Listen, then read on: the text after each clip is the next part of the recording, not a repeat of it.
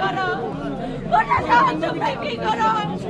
Internet তোমরা কি করো? আমার ভাইরে মেরে ফেললো। তোমরা কি করো? রাজনৈতিক দলগুলো তোমরা কি করো? তোমরা কি ভোটের রাজনীতিতে ব্যস্ত? বাংলাদেশের সার্বভৌমত্ব গুলি লাগছে, বাংলাদেশের মাথায় গুলি লাগছে, তোমরা কিভাবে ঘুমায় আছো?